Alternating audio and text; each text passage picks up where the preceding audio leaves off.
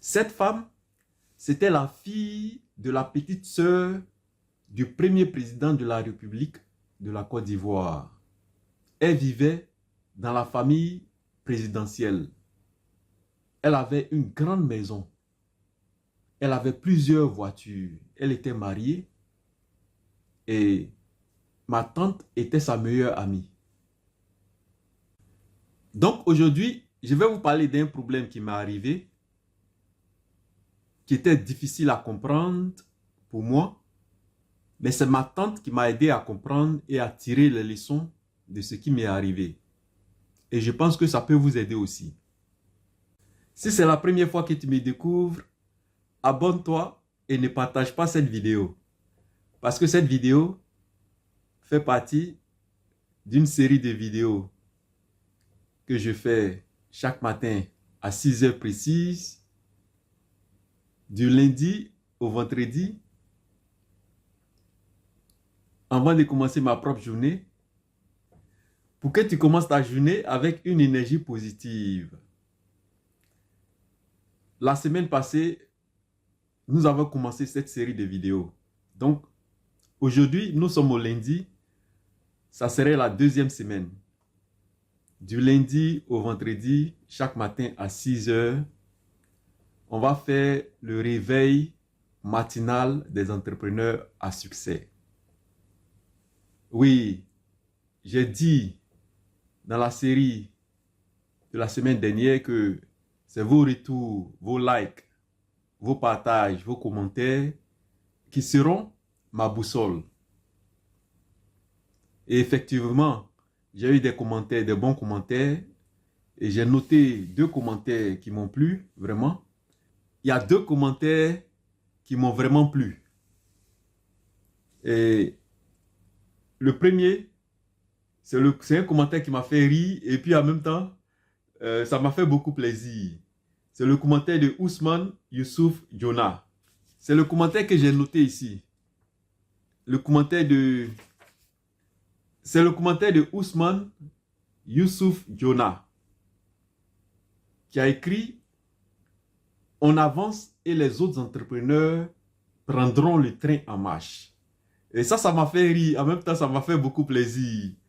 Merci à Youssouf Ousmane Jonah pour ce commentaire. Et puis, il y a le commentaire de Issif qui a dit que mes conseils sont très utiles et avantageux. Et ça m'a beaucoup plu aussi. Et je pense que ces 2 commentaires ont joué beaucoup.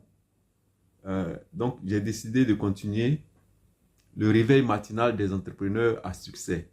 Donc, cette semaine encore, nous sommes au lundi 3 février.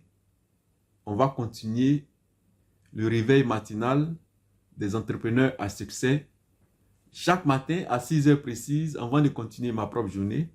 Du lundi au vendredi, on va faire le réveil matinal des entrepreneurs à succès. Donc aujourd'hui, je vais vous parler d'un problème qui m'est arrivé, qui était difficile à comprendre pour moi, mais c'est ma tante qui m'a aidé à comprendre et à tirer les leçons de ce qui m'est arrivé. Et je pense que ça peut vous aider aussi.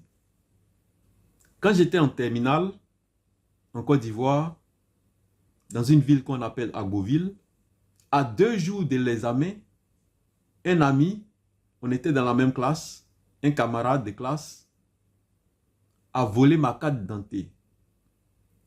Parce qu'on avait besoin de notre carte d'identité pour pouvoir passer l'examen. Avant de passer le baccalauréat, tu dois montrer ta carte d'identité dans la salle d'examen. Sinon, tu ne pourras pas passer l'examen. Donc, à 2 jours du baccalauréat, un camarade de classe vole ma carte d'identité. Je ne savais pas qui avait volé ma carte d'identité, mais j'avais perdu. J'ai cherché, je vivais à l'internat. J'ai cherché, je n'ai pas pu trouver.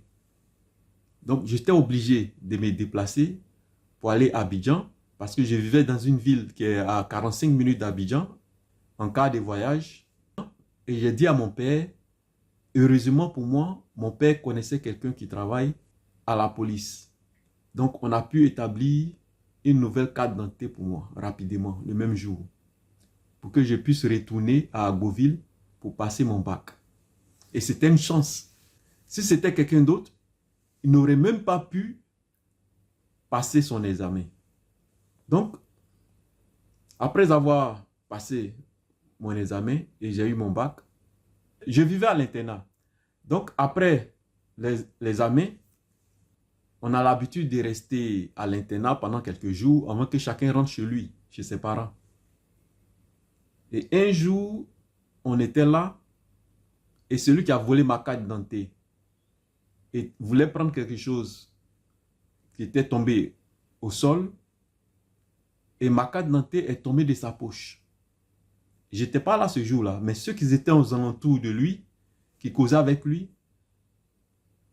ont rapidement pris la carte d'identité. Ils ont pensé que ça appartenait. Mais quand ils ont regardé sur ça, ils ont vu que c'était ma photo et ils se sont rappelés que 2 jours avant l'examen, j'ai demandé à tout le monde s'ils n'ont pas vu ma carte d'identité. Tout le monde savait que j'avais perdu ma carte d'identité. Donc, ils se sont demandé, ils lui ont posé la question, qu'est-ce que la carte d'identité de Franck fait avec toi? C'est la carte d'identité qu'il cherchait avant l'examen. Pourquoi tu as sa carte d'identité? Il ne pouvait rien dire. Donc, quand je suis arrivé, ils m'ont redonné ma carte d'identité et ils m'ont dit que c'est mon camarade de classe qui avait volé ça. Et lui, il savait que si je venais, j'allais me fâcher. Donc, il est rentré chez ses parents, puisqu'on avait fini l'examen. Le même jour, il est rentré chez ses parents avant que moi, j'arrive au doctorat. Je n'ai rien dit, puisqu'on ne vivait pas, je ne savais pas où ses parents vivaient. Je ne savais même pas qu'ils vivaient à Abidjan. Donc, la majorité des élèves, même eux tous, ils avaient leurs parents à Abidjan. Donc, on s'est déplacé de la ville d'Agboville à Abidjan. Donc, ce qui s'est passé, ils ont donné les résultats, j'ai eu mon bac. Et j'étais chez mon père à Abidjan. Et lui, bizarrement, celui qui a volé ma carte d'identité, par pure coïncidence, son oncle vivait pas loin de où nous habitons. Et il avait décidé de venir passer ses congés chez son oncle. Donc, un soir, je sortais de ma maison et je l'ai croisé. Ça m'a surpris parce que je ne l'ai jamais vu aux alentours de mon quartier. Donc, ça m'a surpris. Et j'étais en même temps content puisque c'était une possibilité pour moi de lui demander pourquoi il a volé ma carte 2 jours avant l'examen. Quelqu'un que, quand il avait les difficultés de résoudre des problèmes de maths, de physique, il venait me poser des questions et je l'aidais à comprendre certaines questions. J'ai toujours été gentil avec lui. Mes parents n'étaient pas plus riches que ses parents. Mes parents n'étaient pas riches, ils n'étaient pas pauvres. Moi, mes parents n'étaient pas riches, ils n'étaient pas pauvres aussi. Lui, ses parents étaient même plus aisés que moi, mes parents. Donc, et on n'a jamais eu affaire palabre. On était toujours de bons amis. On était de bons camarades. Il n'y a jamais eu un problème entre nous deux. Et comment ça s'est fait qu'il vole ma carte d'identité à 2 jours, à 2 jours du bac? Donc, quand je l'ai vu, j'étais sur mes nerfs. Automatiquement, j'ai commencé à lui poser des questions. Pourquoi tu as volé ma carte d'identité? Malgré que j'ai eu mon bac, et lui n'a pas eu son bac. Et il ne voulait pas me répondre. Il était là, il ne savait pas ce qu'il dit. C'est devenu palabre. Donc, à ce moment, j'avais le sang chaud. Donc, c'est devenu palabre. On s'est battu, le sang a coulé des 2 côtés. Et après, quand j'ai dit ça à ma tante n'était pas contente. Elle m'a dit, tu as eu ton bac, même s'il a volé ta carte d'identité, tu devais le laisser, tu ne devais rien dire. Et tout s'est bien passé à ton niveau, malgré qu'il a volé ta carte d'identité. Et c'est là, elle m'a expliqué, elle, son problème. Et ça m'a permis de comprendre, parce que je n'arrive pas à comprendre que je n'ai rien fait à quelqu'un, j'étais toujours bien avec cette personne, et il voulait mon mal. Il n'était pas mon ennemi. Pourquoi il voulait mon mal, je n'arrivais pas à comprendre. Ses parents étaient plus aisés que mes parents. La seule différence, c'est que moi, j'étais premier de classe et il n'était pas parmi les meilleurs de classe. Et je l'aidais, malgré ça, je l'aidais à comprendre. À chaque fois qu'il venait me demander s'il avait des problèmes, à chaque fois qu'il avait un problème à comprendre un exercice ou bien un problème de maths, je l'aidais. Et sa manière de me dire merci, c'est de voler ma carte d'identité. Sans que je m'en rende compte, j'ai pensé que j'avais perdu ça. Je n'arrivais pas à comprendre. C'était difficile pour moi de comprendre. Et c'est là ma tante m'a dit, ma tante qui travaillait en ce moment dans une institution financière, elle m'a dit que elle a eu aussi un problème similaire. Donc, voici ce que ma tante m'a dit.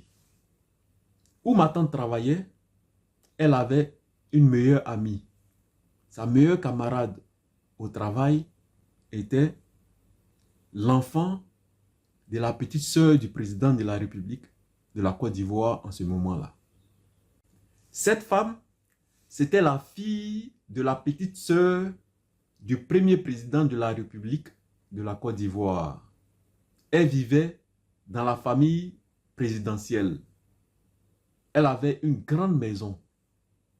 Elle avait plusieurs voitures. Elle était mariée et ma tante était sa meilleure amie. Et ma tante travaillait dans cette institution financière avant que cette femme-là arrive. Et nous savons dans les conditions que cette femme-là va avoir son boulot. Si elle fait partie de la famille présidentielle, tout va être facile pour elle pour avoir ce boulot-là. Et elle a eu ce boulot-là et il fallait quelqu'un pour l'entraîner. Et c'est ma tante qui l'entraînait, qui lui a montré comment on fait ce boulot-là. Et c'est comme ça, ils sont devenus des meilleurs amis. À chaque fois, elle invitait ma tante chez elle. Elle avait une grande maison, beaucoup de voitures. Elle avait son mari. Et quand ma tante venait lui expliquer, oh, j'ai des problèmes financiers par rapport à ma famille, il y a beaucoup de gens qui me demandent de l'argent, je ne sais pas, ils sont en train de me stresser. Cette femme-là lui venait en aide à chaque fois. Donc, elle n'avait pas de problème d'argent. Mais elle faisait des trucs que ma tante ne faisait pas. Par exemple, elle venait, elle trichait sur son mari. Et comme ma tante était sa meilleure amie, elle disait toujours ça à ma tante. Mais ma tante aussi ne faisait pas ce genre de trucs. Parce que ma tante prenait sa religion au sérieux. Donc, elle ne trichait pas.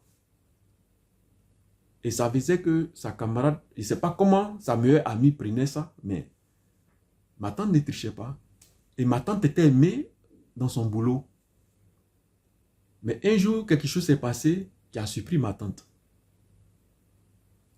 Il y avait quelqu'un qui travaillait dans la compagnie qui a fait un détournement de fonds.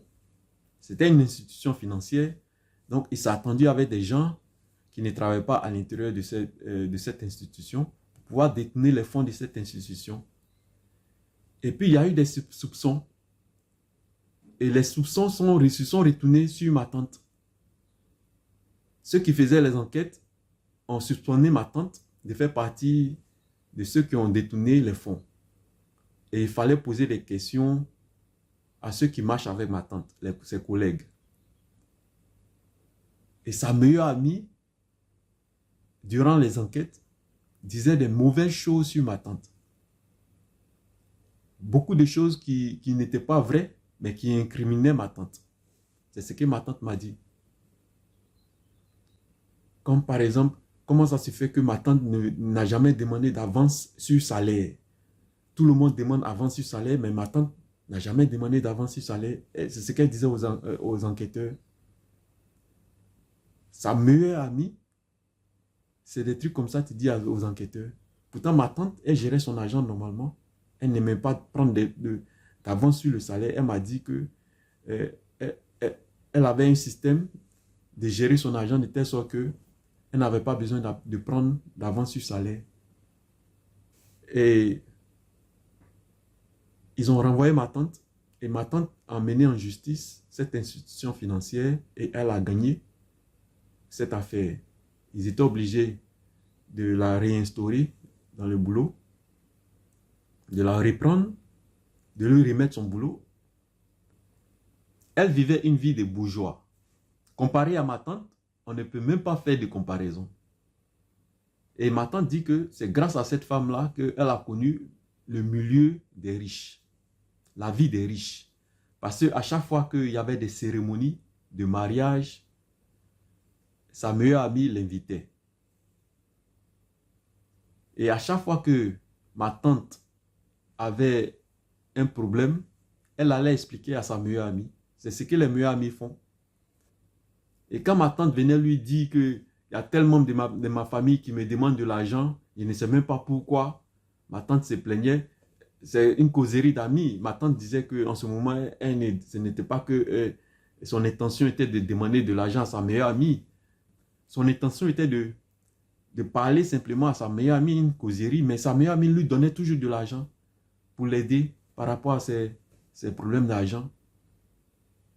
Et donc ma tante m'a dit qu'elle n'a pas compris pourquoi sa meilleure amie, celle qui est plus riche qu'elle, celle qui a tout, peut l'envier. Ma tante ne savait pas comme moi que quelqu'un peut avoir tout, plus que toi, au niveau matériel. Il peut être riche, mais il peut t'envier. Et c'est comme ça ma tante a appris cette leçon de vie qui est très importante. Même si une personne est plus riche que toi, elle peut t'envier pour plusieurs raisons. Cette femme qui était riche, qui avait tout, et qui trichait sur son mari, pouvait envier ma tante simplement parce que ma tante ne trichait pas sur son mari. Ma tante prenait sa religion au sérieux, malgré qu'ils étaient des meilleurs amis. Ils se disaient tout comme les meilleurs amis le font. Une personne peut être plus fortunée que toi, il peut être plus aisé que toi, mais peut t'envier. Parce qu'il y a des choses que l'argent ne peut pas acheter. Peut-être que tu as une joie de vivre, une famille aimante, une paix intérieure ou une authenticité qu'elle ne peut pas avoir. Il y a aussi le sentiment d'accomplissement que l'argent ne peut pas acheter. L'argent peut acheter le confort, mais pas nécessairement le sentiment d'avoir accompli quelque chose de significatif. Il y a aussi l'attention et l'amour des autres. Une personne peut être riche, mais entourée d'hypocrites ou de relations superficielles. Tandis que toi, tu es sincèrement apprécié par ton entourage. Et ça peut faire que cette personne peut t'envier. Il y a aussi ta simplicité et ton authenticité. Une personne peut envier ta capacité à être toi-même. Tandis que lui, il se sent prisonnier de son statut ou de l'image qu'il doit maintenir. Ça peut être aussi tes compétences naturelles. Une personne peut acheter tout, sauf ta créativité, ton intelligence naturelle, ton intelligence émotionnelle ou le charisme naturel que tu possèdes. Pour finir, ce qu'il faut retenir ici, c'est que l'envie ne se base pas uniquement sur la richesse matérielle, mais sur tout ce qui donne un sentiment de satisfaction, un sentiment de plénitude dans la vie, comme par exemple une paix intérieure. C'est vrai, l'argent est important parce que ça offre des facilités, mais ça ne garantit pas un sentiment de satisfaction. Dans ce monde que nous vivons, l'argent est très important. On a besoin de ça pour se soigner, pour notre éducation et pour faire beaucoup de choses. Mais ça ne veut pas dire que quelqu'un qui est plus riche que toi, matériellement, ne peut pas t'envier. Si tu as traversé des situations similaires, laisse un commentaire. Si cette vidéo t'a permis de comprendre le comportement d'une personne que tu connais ou que tu fréquentes, laisse un commentaire. Comme d'habitude, likez, partagez et abonnez-vous. Et on se revoit dans le prochain réveil matinal des entrepreneurs à succès.